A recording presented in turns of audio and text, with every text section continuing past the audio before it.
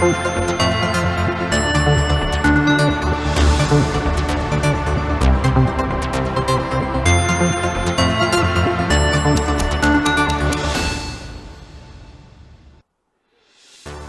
ዜና የትግራይ ጄኖሳይድ ጥናት ኮሚሽን በትግራይ በተካሄደው ጦርነት ምክንያት በመሰረተ ልማት ብቻ ከ5 ቢሊዮን በላይ የአሜሪካ ዶላር ውድመት መድረሱ አስታወቀም።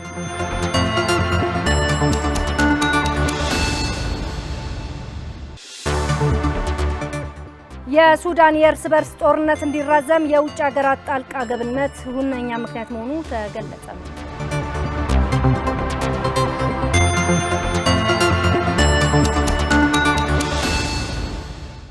ሰላም ጤና ይስጥልን ውድ ተመልካቾቻችን፣ ከትግራይ ቴሌቪዥን በቀጥታ የሰዓቱን የአማርኛ ዜናዎች ይዘን ቀርበናል። ፍርቱና ገብሩ ከስቱዲዮ ባለሙያዎች በጋራ በመሆን ነው። በአበይት ዜናዎቻችን ጀምረናል። የትግራይ ጄኖሳይድ ጥናት ኮሚሽን በትግራይ በተካሄደው ጦርነት ምክንያት በመሰረተ ልማት ብቻ ከ5 ቢሊዮን በላይ የአሜሪካ ዶላር ጉዳት መድረሱን አስታወቀም።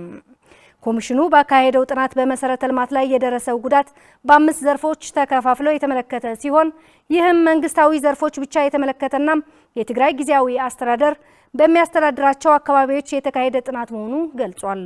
ሙሉብራን ዳርጌ አዘጋጅቷለች።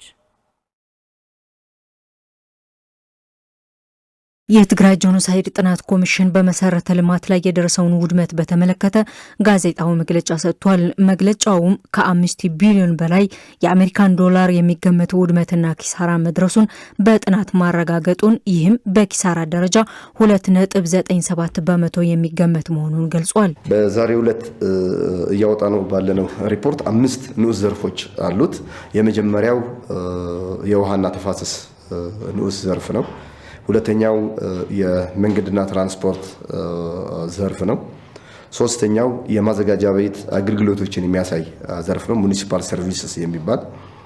አራተኛው የኃይልና መብራት አቅርቦቶችን የሚያይ ነው።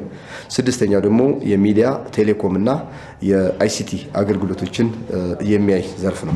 ጥናቱ አክሎም በ5 የመሰረተ ልማት ዘርፎች ላይ የደረሰውን አጠቃላይ ጉዳት ያካተተ ሲሆን ይህም አሁን ላይ በትግራይ ግዛታዊ አንድነት ስር ያሉት ቦታዎች ብቻ የተካሄደ ዳሰሳዊ ጥናት መሆኑን ያወሳ ሲሆን በግለሰቦች የደረሰውን ጉዳት ሳይካተት በመንግስታዊ መሰረተ ልማቶች ብቻ መሆኑንም ገልጿል። እነዚህ ዘርፎች ቅድም እንዳልኩት የግል ዘርፎች እና የቤተሰብ የህዝብ በየቤቱ ባሉ ሁኔታዎችን የሚያይ አይደለም። ለምሳሌ የመብራትን ካየን በአንድ ቤተሰብ ኦን የተደረገው ቆጣሪን አያካትትም ማለት ነው።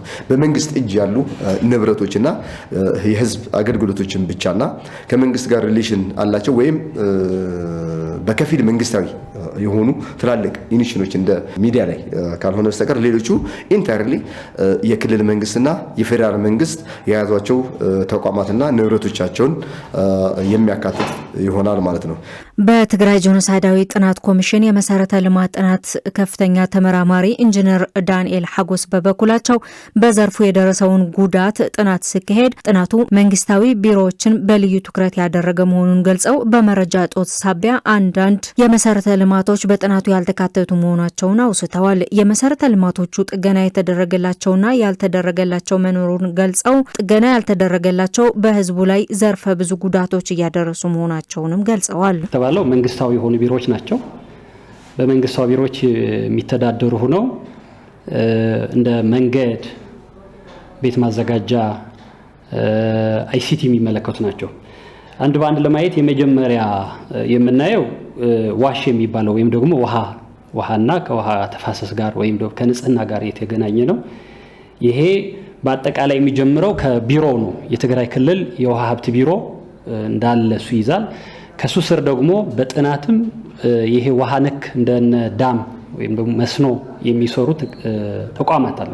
ለምሳሌ የትግራይ ውሃ ስራዎች ድርጅት የትግራይ ውሃ ስራዎች ጥናት የሚያጠና ያኛው እንደ ኮንትራክተር ሆኖ የሚሰራ እነዚህን ያካተተ ነው።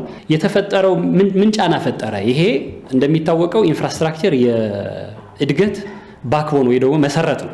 ለምሳሌ አንደር ኮንስትራክሽን የነበሩ በህንጸት ላይ የነበሩ መንገዶች ተቋርጠዋል። መንገዶች በመቆረጣቸው የታመሙ እናቶች ይሄ የቤት ውስጥ መውለድ ምናምን የሚባል ነገሮች ሊበራከቱ ይችላል። ኮሚሽኑ ባለፉት 3 ወራት በሴቶች ጾታዊ ጥቃት በኢኮኖሚና ተፈጥሮ ሀብት ላይ የደረሰውን ጉዳትና ኪሳራ አስመልክቶ ሪፖርት ማቅረቡን የሚታወስ ሆኖ ጥናታዊ ዳሰሳ ያልተደረገባቸው ዘርፎችን በማየት በቀጣይነት በትግራይ የደረሰውን ሁለንተናዊ ጉዳት የሚያስስ አጠቃላይ ሪፖርት እንደሚያቀርብም አስረድቷል። ኤርትራ በትግራይ ህዝብ ላይ ጄኖሳይድ መፈጸሟ ጄኖሳይዶች ይፋ ባደረገው የ2025 ሪፖርት አስታወቀም። ጄኖሳይዶች የተሰኘ ዓለም አቀፍ ተቋም ኤርትራን አስመልክቶ ይፋ ባደረገው የ2025 ዓመታዊ ሪፖርት ኤርትራ በትግራይ ህዝብ የጄኖሳይድ ወንጀልና በርካታ የሰብአዊ ጥሰት ፈጽማለች ብለዋል። ታደሰ ልጅ አለም ተጨማሪ ያለው የዛሬ 5 ዓመት በትግራይ ህዝብ ላይ የተጀመረው የጄኖሳይድ ጦርነት በትግራይ ህዝብ ላይ የጄኖሳይድ ወንጀል ጨምሮ የዘር ማጽዳት፣ ጸረ ሰብአዊነት፣ ጾታዊ አመጽና የዘፈቀደ ግድያ ያካተተ በርካታ ዓለም አቀፍ ወንጀል መፈጸሙን በተለያዩ አካላት ሲገለጽ መጥቷል። ጄኖሳይድ ዎች የተባለው ዓለም አቀፍ ተቋም ኤርትራን አስመልክቶ ይፋ ባደረገው የ2025 ሪፖርት የኤርትራን መንግስት ከኢትዮጵያ መንግስት ጋር በመተባበር በትግራይ ህዝብ ላይ ጄኖሳይድ መፈጸሙን ገልጿል። ኤርትራ ጄኖሳይድ ወንጀልና በሰብአዊነት ከፍተኛ ጥሰት እንደፈጸመች የገለጹ የጄኖሳይዶች የዩናይትድ ስቴትስ ኦፍ አሜሪካ ወይም ማንኛውም የተባበሩት መንግስታት አባል ሀገር በትግራይ የተፈጸመውን ጄኖሳይድ ወንጀል ለዓለም አቀፍ የወንጀለኞች ፍርድ ቤት እንዲያቀርቡም ጥሪ አቅርበዋል። በትግራይ ህዝብ ላይ የተፈጸመውን የዘር ማጥፋት ወንጀል ወደ ዓለም አቀፍ ፍርድ ቤት እንዲያቀርቡም አክሏል። በግሬስ ሃሪስ የተጻፈው የኤርትራ ሀገር ሪፖርት 2025 የሚል ርዕስ ያለውና በጄኖሳይዶች ኦፊሻላዊ ድረገጽ ላይ የታተመው ዘገባ የትግራይ ጦርነት በይፋ ያቆመውን የ2015 የሰላም ስምምነት ቢደረስም የኤርትራ ኃይሎች አሁንም ድረስ የሰብአዊ መብት ጥሰቶችን መፈጸማቸውን ቀጥለዋል ሲል በሪፖርቱ አመላክቷል። ምንም እንኳ ከ2 ዓመታት በኋላ ጦርነቱ በተኩስ አቁም ስምምነቱ ቢጠናቀቅም የኤርትራ ጦር ከትግራይ ሙሉ በሙሉ አልወጣም፣ እያደረሰ ያለው የስነ ልቦና ጉዳት ከባድ መሆኑም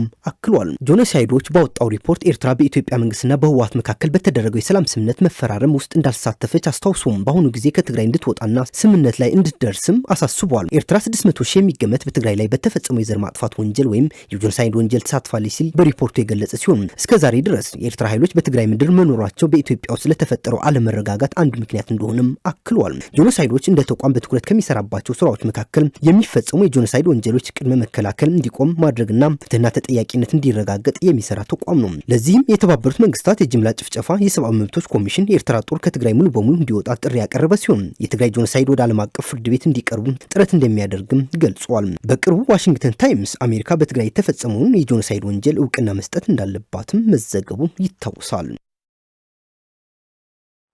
የአክሱም ጽዮን ዓመታዊ የንግስ በዓል በደማቅና በሰላማዊ መንገድ ለማክበር ቅድመ ዝግጅት መደረጉ የአክሱም ከተማ አስተዳደር አስታወቀም። ለዓመታዊ የንግስ በዓሉ ከ2 ሚሊዮን በላይ ሰዎች ወደ ከተማዋ ይመጣሉ ተብሎ እንደሚጠበቅና እንግዶች ለመቀበል ሁሉም አይነት ዝግጅት እንደተደረገም ተገልጿል። ለተስፋ ዝጊያ አስበይ ዘገባ አስፋ ከሳም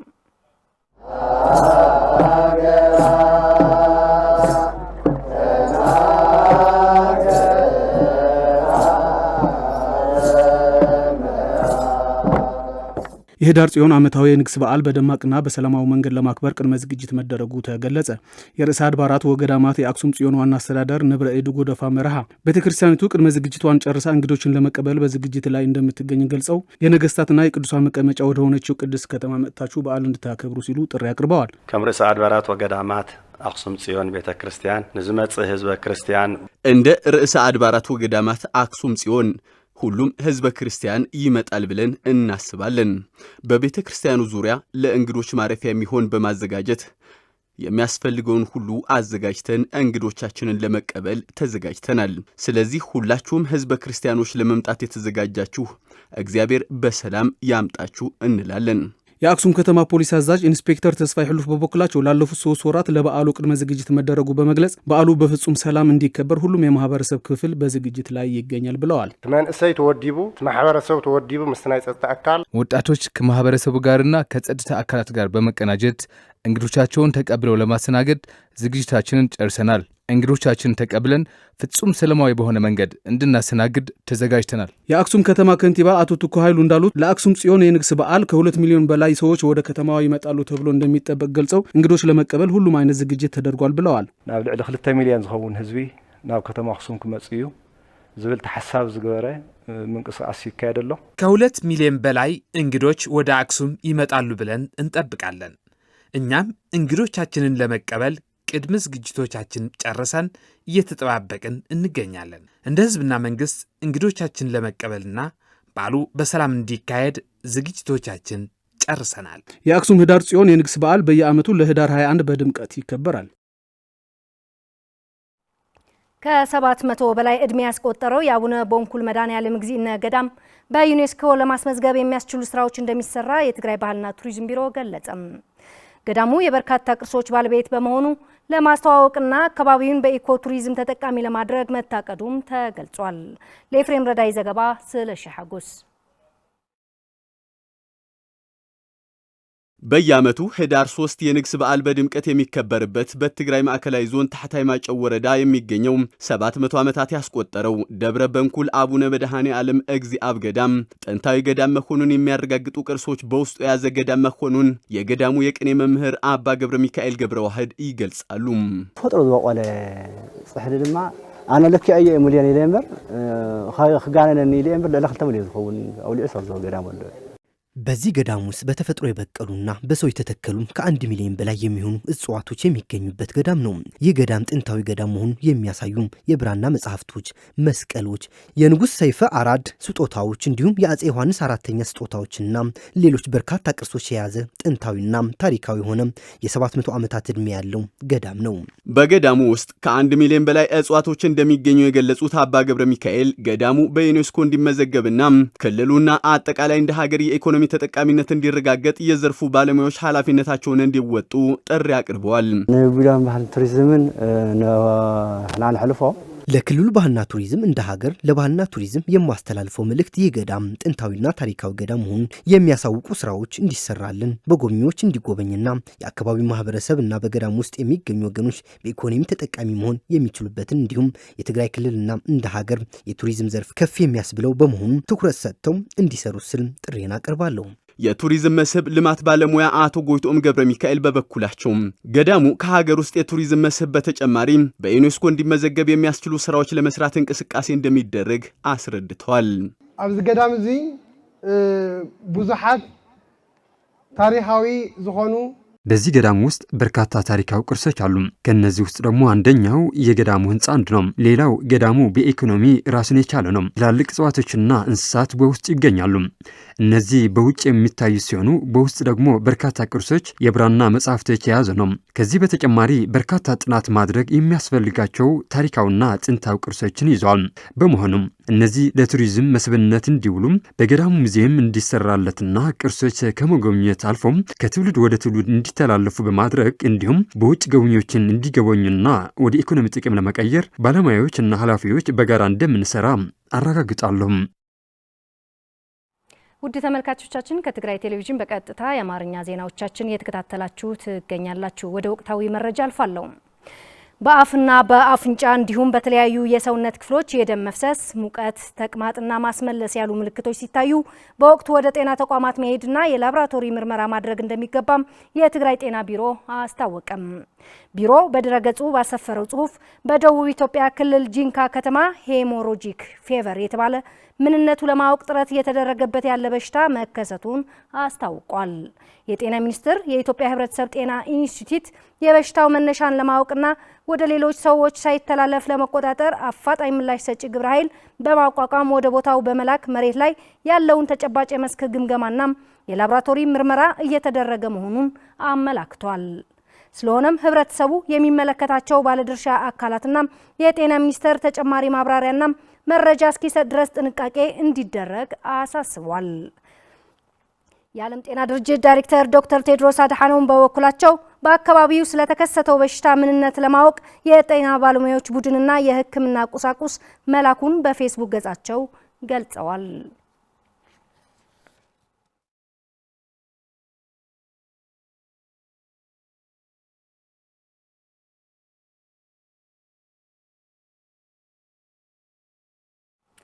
በተለያዩ ምክንያቶች አካላዊ ቃጠሎ የደረሰባቸው ከ20 እስከ 30 የሚደርሱ ሰዎች በየወሩ ለሕክምና አገልግሎት ወደ አይደር ሪፈራል ሆስፒታል እንደሚመጡ ተገለጸም።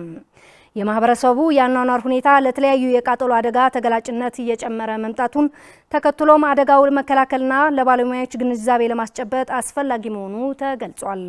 የኃይለሥላሴ ገብረ ሚካኤል ዘገባ ፍሬህይወት ወልደመድህን ታቀርበዋለች። በትግራይ ደቡባዊ ዞን በራያ አዘቦ ወረዳ የካራ አዲሻው ቀበሌ ነዋሪ የሆኑት አቶ መሐመድ ንጉስ መሰለ በድንገተኛ የኤሌክትሪክ አደጋ ከፍተኛ የአካል ቃጠሎ እንደደረሰባቸውና ለአፋጣኝ ሕክምናም ወደ አይደር ሪፈር ሆስፒታል ሪፈር ተብለው መምጣታቸው ይናገራሉ። ፈርሰ አላበሁ ከየሆኑ ሰው አዳምጹ ኤሌክትሪኩ እንደያዘኝ ሳቃስት ሰምተው በአካባቢው የነበሩ ሰዎች ናቸው ኤሌክትሪኩን በመበጠስ ተሯሩጦ ያዳኑኝ። ሰውነቴ ሙሉ በሙሉ በሚባል መልኩም ተቃጥሏል። እዚህ ከመጣው በኋላ የህክምና ክትትል እየተደረገልኝ ነው። ቁስሌም በውስን መልኩም እየደረቀ ይገኛል። ይህንን የአካላዊ ቃጠሎ ህክምና በሪፈራል ደረጃ እየሰጠ የሚገኘው ብቸኛው የአይደር ሪፈራል ሆስፒታልም ያለውን ሁኔታ ከግምት ውስጥ በማስገባት ስለ አደጋው ግንዛቤ መስጠት አስፈላጊ መሆኑን ያምናል። በአይደር ሪፈራል ሆስፒታል የቀዶ ጥገናና የፕላስቲክ ሪኮንስትራክቲቭ ህክምና ክፍል ኃላፊ ዶክተር አሸናፊ ተባረክ እንደሚሉትም በተለያዩ አደጋዎች የሚመጡ የአካል ቃጠሎዎችን ለመከላከልና ለባለሙያዎች ግንዛቤ ለማስጨበጥ በመቀለ ከሚገኙ ከተለያዩ ጤና ጣቢያዎች የተውጣጡ የጤና ባለሙያዎች ስልጠና እየተሰጠ መሆኑን ይገልጻሉ። በዚህ የቃጠሎ አደጋ ምክንያት ወደ ሆስፒታሉ በየወሩ ከ20 እስከ 30 አዳዲስ ታካሚዎች እንደሚመጡ ያስረዳሉ። በቦርሁ ነው አይደር ሪፈር ዝባሉ ህሙማት በየወሩ ወደ አይደር ሪፈር የሚባሉ ታካሚዎች ከ20 እስከ 30 ይደርሳሉ። ከነዚህም በሙሉ በአዲስ ቃጠሎዎች ናቸው። ከዚህ በተጨማሪ ትልቁ ችግር የሆነው ከአደጋ በኋላ የሚመጣው የአካል ጉዳት ነው። ስለዚህ ይህ ከመሆኑ በፊት ልንከላከለው እንችላለን። የዚህ ስልጠና ዋና ዓላማም ይህንን አስቀድሞ ለመከላከል ነው። ስልጠናውን የወሰዱ የጤና ባለሙያዎች በበኩላቸው ስልጠናው አደጋውን አስቀድሞ ለመከላከልና ከደረሰ በኋላም በሕክምና ሂደቱ ላይ የሚያጋጥሙ ችግሮች ለመፍታት አጋዥ እንደሆነም ይናገራሉ። ሐሪፍ ስልጠና ነው። ያው ቀድሞ ከዚህና ሰርሕና ነበርና ግን ስልጠናው ጥሩ ነው። ከዚህ ቀደም እየሰራንበት የነበረም ነው። ታካሚው ወደዚህ ሲመጣ በጣም ብዙ ነገሮችን ነው እየተመለከተን የመጣ ነው። ስለዚህ ማህበረሰቡ ሊያደርገው የሚገባው ጥንቃቄ በተለይም ህፃናት ላይ በስፋት እየተከሰተ በመሆኑ ግንዛቤ እንዲኖር ለማድረግ ያግዛል። ማህበረሰቡ በተለምዶ ቃጠሎ ሲያጋጥም የጥርስ ሳሙናና ሌሎች ነገሮችን ይጠቀማል። ይህ ተገቢ አይደለም። በአፋጣኝ ወደ ህክምና ተቋም መሄድ ይገባል። አደጋው ሲያጋጥም ምን መደረግ አለበት የሚለውን ማህበረሰቡ በቂ ግንዛቤ እንዲኖረው መደረግ ይገባል ብዬ ነው የማስበው። የተሰጠን ስልጠናም ለዚህ በጣም ጠቃሚ ነው። የማህበረሰቡ አኗኗር ለቃጠሎ አደጋ ተጋላጭ ነው ያሉት የጤና ባለሙያዎቹ በተለይም በህፃናት ላይ የሚያጋጥመው አደጋ በመቀነስ ላይ ልዩ ጥንቃቄ እንዲደረግም ጥሪ አቅርበዋል። ፍላይ አጎዛ ክራይ ዝነበር ሰብ ከዓ ክሽኖ ምኝታ ቤት ተከራይተው የሚኖሩ ሰዎችን ብንመለከት ምግባቸውን የሚሰሩት መኝታ ቤታቸው እዛው አንድ ክፍል ውስጥ ነው። በመሆኑም ለአደጋው ተጋላጮች ናቸው። ህፃናትን ብንመለከት የኤሌክትሪክ ገመዶች መጫወቻ ናቸው በማለት ወደ አፋቸው ያስገባሉ። ይህ ወላጆች ትኩረት ሊያደርጉበት ይገባል። አብዛኛውን ጊዜ የሚያጋጥመው በህፃናት ላይ ነው። እንዳያጋጥም መከላከል ይገባል። አደጋው ካጋጠመም በአስቸኳይ ወደ ህክምና መሄድ ይገባል። በአበይት ዜናዎቻችን የጀመረው የአማርኛ ዜናዎቻችን አብቅተዋል። ከቀሪ የትግራይ ቴሌቪዥን ፕሮግራሞች ጋር እንድትከታተሉ እንጋብዛለን። ሰላም።